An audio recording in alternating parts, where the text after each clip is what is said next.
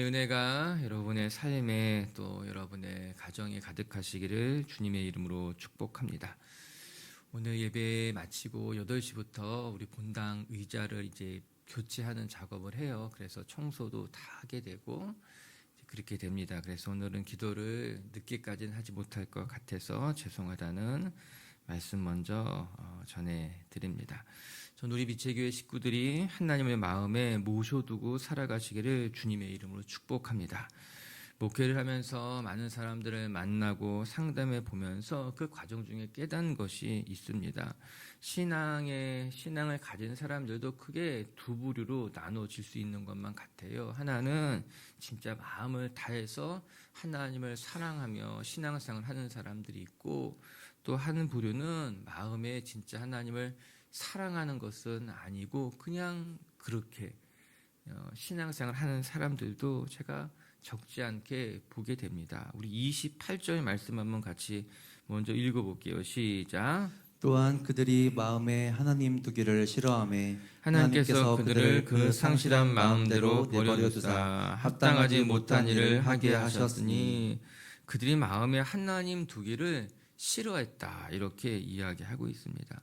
하나님을 알지 못하는 사람들에 대한 이야기인데, 신앙의 길을 걸어가면서도 이렇게 살아가는 사람들을 적지 않게 보게 됩니다. 그래서 그들의 신앙이 온전해지지 못하고 깊어지지 못하는 것입니다. 오늘 바울은 매우 정확하게 꼬집어서 말해줍니다. 그들이 마음에 하나님 두기를 싫어했다. 이게 그들의 본심이라고 하는 거예요. 입술로는 그렇게 말하는 것 같지만 정작 그의 본심을 들여다보면은 세상의 것들이 가득하다는 거예요. 그래서 하나님을 마음에 두기를 싫어했다, 괜찮다, 그냥 제 뜻대로 살겠다, 이렇게 이야기한다라고 하는 겁니다.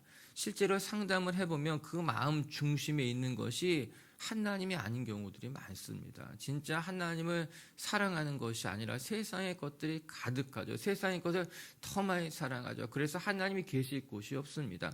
더 정확하게 말하면 오늘 바울의 표현처럼 하나님을 마음에 두는 것을 싫어한다. 그냥 세상 속에 살아가는 것이 좋다는 거죠. 그것이 더 낫다라고 하는 것이에요. 여러분, 예수님도 비슷한 말씀하신 것이 있습니다. 길가에 뿌려진 씨앗들이 그렇다는 거예요. 또한 가지 떨기밭에 뿌려진 씨앗들이 그렇다는 것이에요. 그냥 새들이 와서 바로 받아간다라고 하는 거예요. 마음에 세상의 염려와 재물로의 욕심이 가득하기 때문에 열매 맺지 못한다는 거예요. 그것이 그들의 진짜 본 모습이야. 그들의 마음속에는 세상의 염려, 재물에 대한 욕심이 가득하기 때문에 하나님을 마음에 두지 않아. 하나님의 말씀이 뿌려졌지만 심겨지지 않은 열매 맺지 못하게 된다라고 하는 거예요. 여러분, 이 세상 사람들처럼 많이 신앙이 있다고 말하지만 하나님의 마음에 두는 것을 싫어하는 어리석은 사람처럼 신앙생활 하지 마시고, 진짜 여러분 마음에 하나님 모시고 하나님과 동행하며 믿음의 길 걸어가시기를 주님의 이름으로 축복합니다. 이제 오늘 본문에는 이 세상 사람들의 죄악에 대해서 낱낱이 고발하는 말씀이 기록되어져 있습니다. 사실 오늘 본문이 3장 20절 정도까지 계속해서 인간이 얼마나 죄된 모습으로 살아가는지를 먼저 보여주고, 그리고 난 뒤에 하나님의 사랑이 어떻게 우리에게 찾아왔는가, 그것이 복음이란 이야기를 하고 있는 거예요. 그래서 이제 오늘 본문은 총괄적으로 우리가 어떤 죄인들이었는가를 이렇게 말해주고 있습니다. 어떻게 보면 인간의 초상화와 같은 모습이에요. 그렇기 때문에 이 말씀을 묵상하는 것이 조금은 힘들 수 있고 불편할 수도 있을 수 있습니다. 그러나 오늘 본문과도 같은 말씀을 자세히 들여다보면서 인간의 죄성을 다시 한번 생각하고, 행여나 여전히 내 안에 또 그런 죄성이 남아있지는 않은가 돌이켜보면서 반성한다면 우리의 신앙이 더 새롭게 될 줄로 믿습니다. 말씀을 같이 한번 살펴볼게요. 첫 번째, 오늘 말씀을 통해 우리가 기억해야 될 것은 하나님의 영광이 우리 가운데 이미 충분히 나타났지만 사람들이 그것을 인정하지 않았다는 거예요. 그것이 가장 큰 죄악이다. 우리 18절 말씀 먼저 읽어보겠습니다. 시작. 하나님의 진노가 불의로 진리를 막는 사람들의 모든 경건하지 않음과 불의에 대하여 하늘로부터 나타나나니 이제 오늘 말씀은 펜을 들고 밑줄을 그으면서 보면 좋거든요. 이제 로마서를 묵상할 때는 여러분의 성경책을 꼭 가지고 다니시고, 그리고 이제 펜을 하나씩 가지고 다니면 매우 유익할 수 있어요. 우리 18절에 어디에 밑줄을 긋는가? 진리가 불의로 진리를 막는 사람들에게 나타났다. 이게 불의로 진리를 막는 사람들, 거기에 밑줄을 그으시기 바랍니다. 하나님의 진노가 누구에게 임했는가? 불의로 진리를 막는 자들에게 하나님의 진노가 임했다는 거예요. 정확한 진단입니다. 이 세상의 모습을 분명하게 말해주고 있어요. 지금도 그렇지만 과거에도 동일했습니다. 아니, 죄악의 모습은 언제나 비슷비슷합니다. 불의를 가지고 진리를 막았다는 거예요. 하나님의 진리가 여기 있음에도 불구하고 거짓으로, 불의로 하나님의 진리를 가로막았다, 그렇게 이야기하고 있는 것 아니겠습니까? 이것이 지금 이 세상 사람들의 모습이죠. 진리가 있는데 거짓이 진리인 것처럼 거짓으로 진리를 왜곡하고 막아버렸다. 아니, 2000년 전에도 동일하게 불의로 진리를 가로막는 자들에게 하나님의 진노가 임하게 됐다, 성경 이야기하고 있습니다. 하나님께서는 이 세상을 진리로 다스리십니다. 그뿐만 아니라 진리 대신 예수님을 이 세상 가운데 보내주셨습니다. 그럼에도 불구하고 사람들은 내가 가진 불의, 내가 가진 거짓, 내 속에 있는 욕심으로 말미암아 그 진리를 왜곡시키는 거죠. 예수 그리스도가 우리 가운데 오셨음에도 불구하고 그 예수 그리스도를 십자가에 못 박게 된 것 아니겠습니까? 불의로 진리를 가로막는 자들에게 하나님의 진노가 임했다. 시편 기자의 고백과도 같이 여러분, 하나님이 웃으십니다. 비웃으십니다. 불의로 진리를 가로막을 수 없는데도 그 불의를 가지고 하나님의 진리를 가로막을 때 하나님이 웃으시는 거예요. 어리석구나, 무지하구나, 손바닥으로 하늘을 막으려고 하는 너희들의 모습이 가스롭구나 이야기하고 있는 거예요. 사랑하는 빛의 교회 가정 여러분, 불의로 진리를 막을 수 있겠는가? 거짓이 진리를 막을 수 있겠는가? 손바닥으로 하늘을 가릴 수 있겠는가? 그렇지 않습니다. 전 말씀 보면서 우리 빛의 교회 식구들이 두려워하지 않기를 주의 이름으로 축복합니다.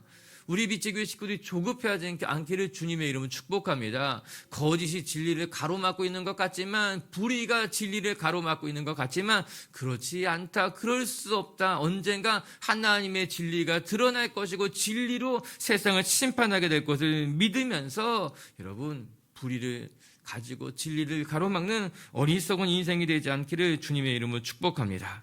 여러분, 19절과 20절 말씀 읽어보겠습니다. 시작. 이는 하나님을 알만한 것이 그들 속에 보임이라. 하나님께서 이를 그들에게 보이셨느니라. 창세로부터 그의 보이지 아니하는 것들, 곧 그의 영원하신 능력과 신성이 그가 만드신 만물에 분명히 보여 알려졌나니 그러므로 그들이 핑계하지 못할 것이니라. 아멘. 하나님을 알만한 것을 우리에게 다 보여주셨다. 성경은 분명하게 이야기하고 있습니다. 21절에 거기 밑줄 그시기 바랍니다. 그의 영원하신 능력과 신성이 그가 만드신 만물에 분명히 보여져서 알게 하였거늘, 이렇게 이야기해요. 무엇이요? 하나님의 능력과 신성이 하나님이 만드신 모든 피조물에 깃들여져 있다, 이 말씀하고 있는 것 아니겠습니까? 얼마나 아름다운, 얼마나 놀라운 말씀인 거예요. 사람들은 흔히 하나님이 보이지 않아서 하나님을 믿을 수 없다, 하나님이 보이지 않기 때문에 어떻게 하나님을 만날 수 있겠느냐, 그렇게 말하지만 오히려 성경은 그 반대로 이야기합니다. 하나님의 살아계심을 이 세상 모든 것에 밝히 보여주었다. 하나님이 만드신 모든 피조물에는 하나님의 영원한 신성과 능력이 담겨져 있어서 너희가 볼 수 있고 알 수 있고 깨달을 수 있게 된다.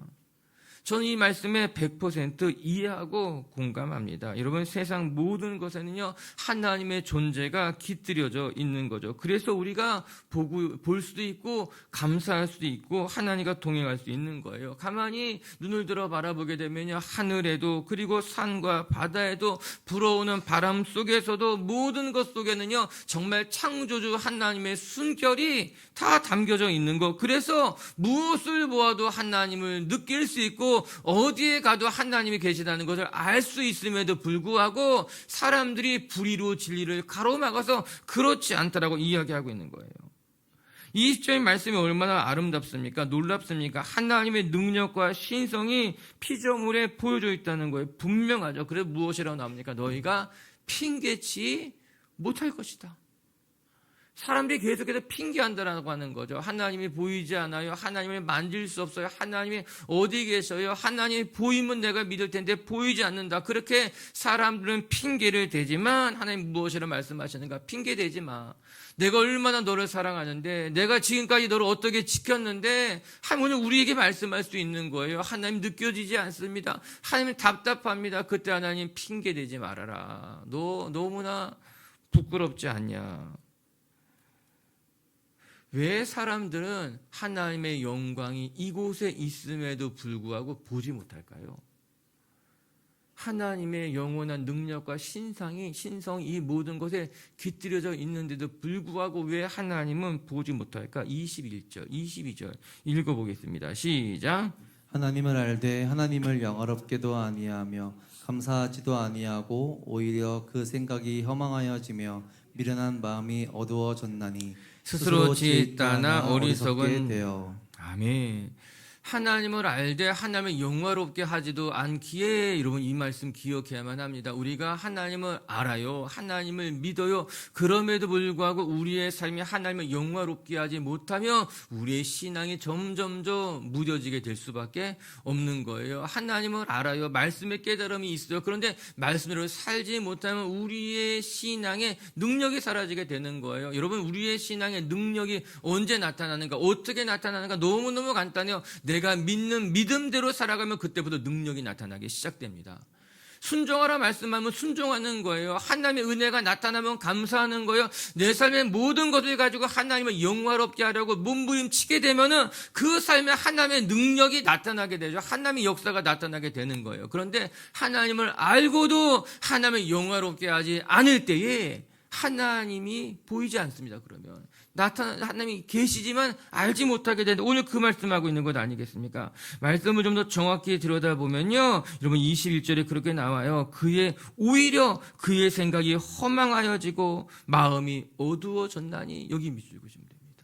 왜 하나님의 신성과 능력이 여기에 다 깃들여져 있음에도 불구하고 사람들이 보지 못하는가? 그들의 생각이 허망해지고 그들의 마음이 어두워지었기 때문에 하나님을 볼 수 없고 느낄 수 없다. 오늘 성경 그 말씀 하고 있는 거죠. 정확하게 말씀하고 있는 거예요. 오늘 크게 세 가지를 말씀하고 있는 겁니다. 하나님을 알되 하나님을 영화롭게 하지 않으니까 우리의 신앙이 점점 무뎌져 가는 거야. 두 번째, 너희의 생각이 허망하니까, 너희의 생각이 헛된 것만을 자꾸 추구하니까는 하나님을 볼 수 없는 거야. 세 번째, 너의 마음이 어두워졌기 때문에, 너의 마음이 둔해졌기 때문에 하나님이 옆에 계심에도 불구하고 알지 못하는 거야. 그렇게 이야기하고 있는 것이죠.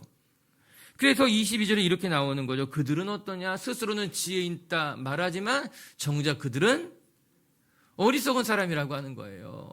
스스로는 똑똑한 사람이라고 말하지만 정작 그들은 어리석은 사람이야. 성경이 이야기하고 있는 건 아니겠습니까? 누가 제일 똑똑한 사람일까? 누가 제일 지혜로운 사람일까? 하나님을 하나님이라고 인정하는 사람이 가장 지혜로운 사람인 거예요.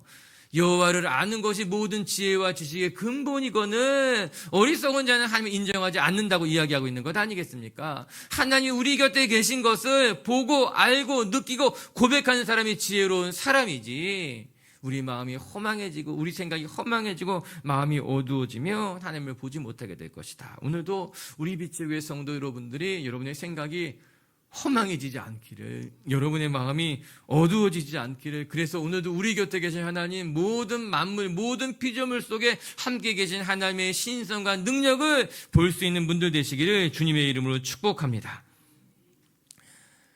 두 번째, 오늘 말씀을 또 배우게 되는 것은 하나님의 큰 진노가 누구에게 임하는가? 죄악된 인간에게 임하는데 어떻게 임하는가? 그들을 그냥 내버려 두는 것으로 하나님이 심판하신다라고 하는 거예요.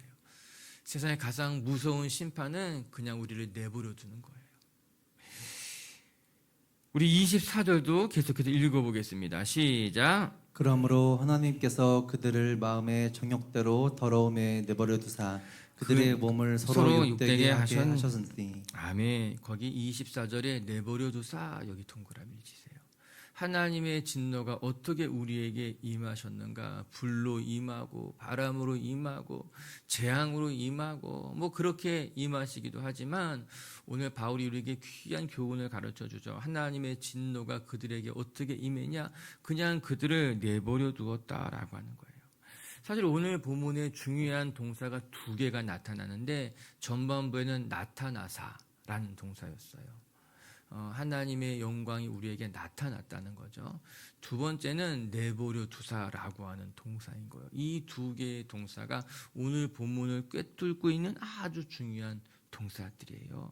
하나님께서 우리를 어떻게 이 세상의 죄인들을 어떻게 그냥 하셨는가? 내버려 두셨다라고 하는 것이에요. 오늘 본문에 반복되죠. 자, 펜을 가지고 따라오면서 같이 한번 우리 밑줄을 그어 볼게요. 24절을 읽어보게 되면은 그들을 더러움에 내버려 두사. 거기 밑줄을 그으세요. 그리고 내버려 두사의 동그라미예요. 26절 읽어보게 되면은 그들을 부끄러운 욕심에 내버려 두사. 욕심에 내버려 두사. 이렇게 나와요. 28절을 보게 되면 또 무엇이라고 나오는가? 상실한 마음대로 내버려 두사. 거기에 또 밑줄을 그시고 동그라미를 치시기 바랍니다. 끊임없이 반복되는 하나님 심판의 모습. 하나님께서 어떻게 우리에게 심판하셨는가? 그냥 그들을 내버려 두었다라고 하는 거예요. 24절에 더러움에 내버려 두사. 여러분, 여러분의 자녀가 여러분이 아끼는 사람이 온몸에 오물투성이가 되어버렸다면 여러분 그냥 더러움에 내버려 둘 것이 아니라 깨끗하게 씻어주죠.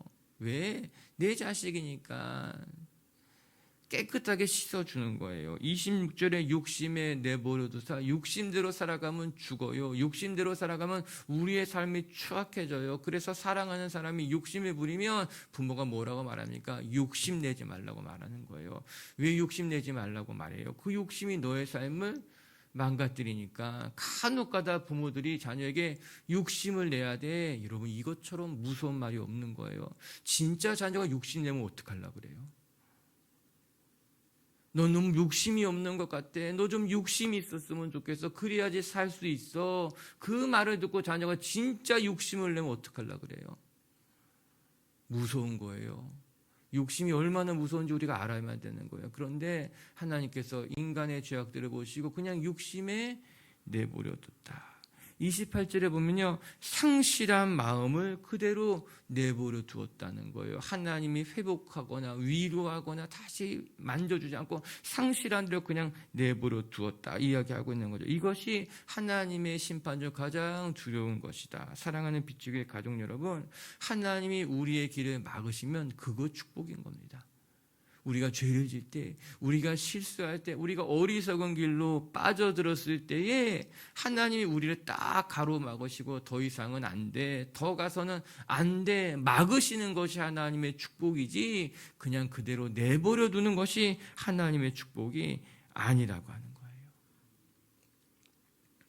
제가 전에 한번 이야기 드렸잖아요. 이렇게 막 가짜 물건 만들어서 파는 분이 엄청 큰 돈을 벌었거든요. 다 붙잡혀 갔는데, 그 일하는데 다 붙잡혀 갔는데 2분만 안 걸려서 2분만 계속해서 이제 경찰에 안 붙잡혀 간 거예요. 그 일한 사람 다 붙잡혀 갔는데 처음엔 그게 축복인지 알았다는 거예요. 나만 안 붙잡혀 가는 게.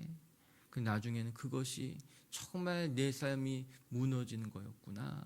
차라리 그때 하나님이 나를 막아주셔서 내가 좀 더 일찍 돌이켰다면 정말 감사했을 텐데, 그런 고백을 하시더라고요. 그래서 이제 나중에 돌이킨 거예요. 안 붙잡혔는데 돌이키게 된 거예요. 그래서 그가 감사하는 고백을 하더라고요. 여러분, 그런 겁니다. 우리의 인생이 하나님이 막으시는 것이 감사한 것. 우리를 죄악에 내버려 두지 아니하시고 꾸짖고 혼내고 막으신다면 거기에 여전히 우리에게 희망이 있구나. 그걸 깨닫게 되시고 하나님께서 막으실 때 감사하고 돌이킬 줄 아는 성도님들이 되시기를 주님의 이름으로 축복합니다. 이제 29절부터 32절까지의 말씀은 그래서 그 죄악으로 살아가는 사람들의 모습을 그대로 보여주고 있어요. 하나씩 하나씩 살펴보기에는 너무나 이제 많은 죄악의 모습이 담겨져 있는데 이 시간 펜을 들고 같이 한번 읽어만 볼게요. 읽어 보시면서 여러분 마음에 딱 와닿는 것에 동그라미 치시면 됩니다. 하나만 치지 않아요. 복수로 쳐도 괜찮아요. 읽으면서 이거 내 안에 있다 생각되는 것은 동그라미를 이제 몇 개씩 치시고 그거를 오늘 하루 의식 성자에 묵상하면 도움이 될 것만 같아요.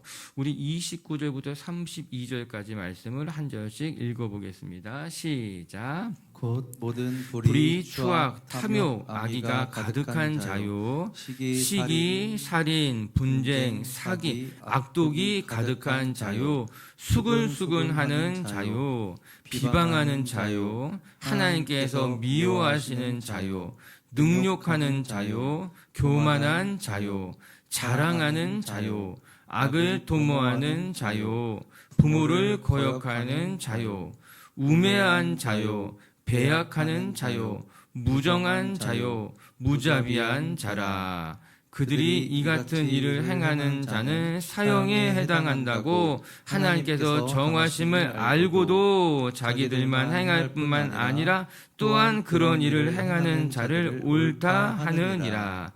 아멘. 동그라미를 괜히 읽으면서 하나도 안 칠 것 같은데 이런 느낌이 왔는데 동그라미를 몇 개나 쳤어요? 손 들어보라. 1개 이상 친 사람, 2개 이상 친 사람, 하나도 안 친 사람, 하나도 안 칠 수가 없어요. 저도 읽으면서 몇 개가 막 마음에 왔는데요. 뭐 살인 이런 데 동그라미 안 치겠죠 우리가. 그런데 수근수근한 자요, 비방한 자요, 교만한 자요, 자랑하는 자요, 부모 거역하는 자요, 우매한 자요. 동그라미 치기 얼마나 많아요. 오늘 한번 이 말씀을 다시 읽으시고 거기에서 마음에 와닿는 것을 가지고 기도하는 거예요. 부모를 거역하는 자요, 이게 마음에 와닿다면 그걸 가지고 오늘 하루 종일 기도하는 거예요.